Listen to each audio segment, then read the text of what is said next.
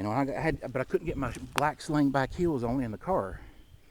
So I had to get out of the car, put them on. And I bent over while I was putting them on. And there were these women that were behind me. I don't know, maybe 20, 25 yards behind me by this department store. And the store was closed. But I think they were taking inventory or cleaning up or something. Anyway, they're standing out there when I'm putting my shoes on, and I can hear them behind me laughing and giggling. One of them even whistled. And anyway, I looked around at them, and they were hiding behind this column staring at me. And well, one of them, and I'm not going to tell the whole story, but they ended up calling the police on me, saying that I mooned them. Of course, I ended up getting pulled over because I went back to the place. And the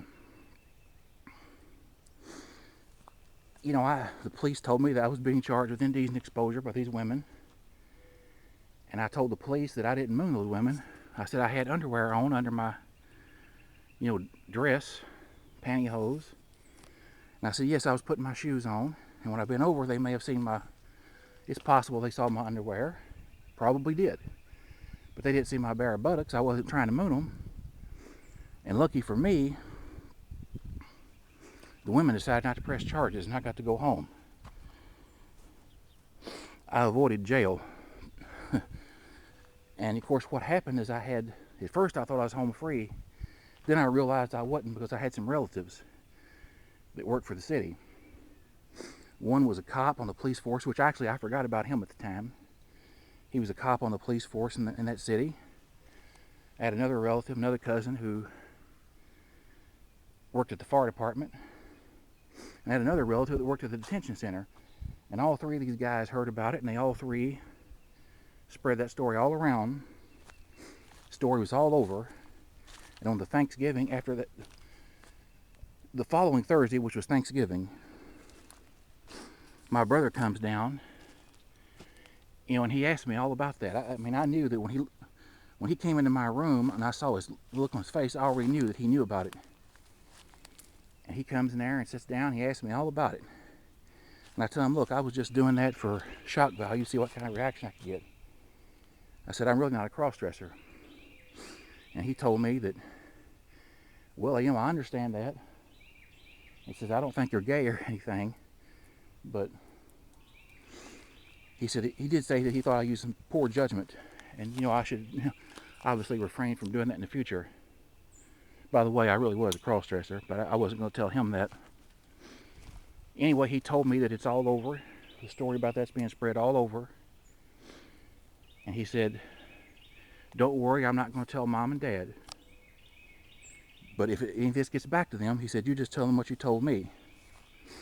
And I said, oh, okay, I will. And that was kind of the end of it. And,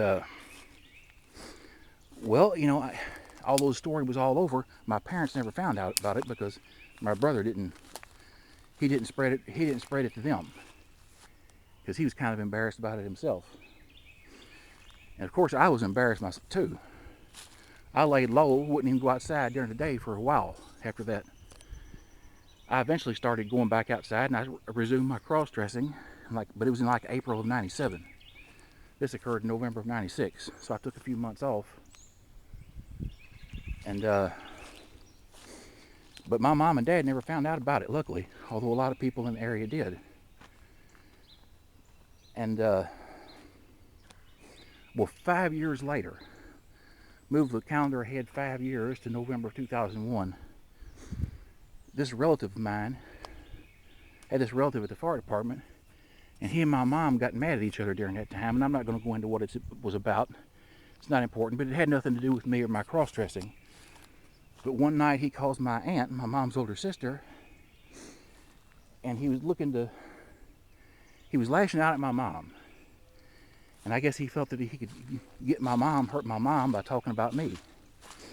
He told my aunt, that I got busted and dressed up like a woman in town. Said they had a police cam video of it at the police station. And of course my aunt had never heard about that.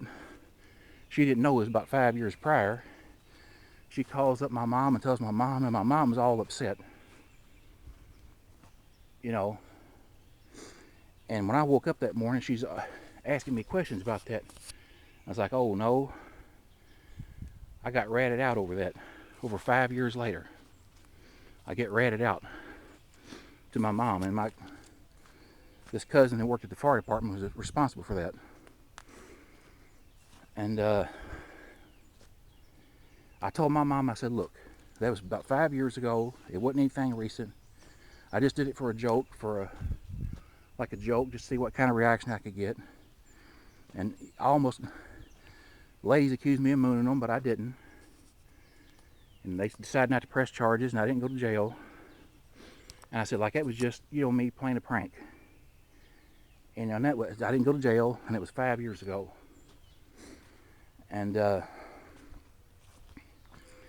that made her feel a lot better. That somewhat comforted her. It eased her mind. And I asked her to not tell my dad about that, and she did. And my dad died in 2018, so he'll never know about that, and I'm glad that he won't, because I don't think he would have been as nice about it as my mom, I promise you. So yeah, that's kind of how I first got outed as a cross-dresser. Just thought I would throw that in and make the video a little longer. And so yeah, Vicky, I know all about getting outed. You don't have to talk to your parents. Of course, I only had to talk to my mom, which she was much easier on me than my dad would have been. But yeah, I know about having to explain your cross-dressing. And all of us cross-dressers, if you do it long enough, if you go out in public especially, somewhere along the line, you're going to get seen and you're going to have to explain yourself. That just goes with the territory. So yeah, I can relate to that, Vicky, although I can't relate to having to talk to both of my parents, but I can relate to having to explain that to my mother, and having people all around the area where I live hear about it, and had all kinds of rumors and accusations going around. I can definitely identify with that. And Vicky, if I said anything wrong or got any part of your story wrong, you can correct me in the comments. And I think I referred to you as she, and when I called you she, I know you're really a guy, but I'm just referring to you kind of in the spirit of your female persona when you're cross-dressing. So I don't know if that would have bothered you, but if it did, I'm sorry.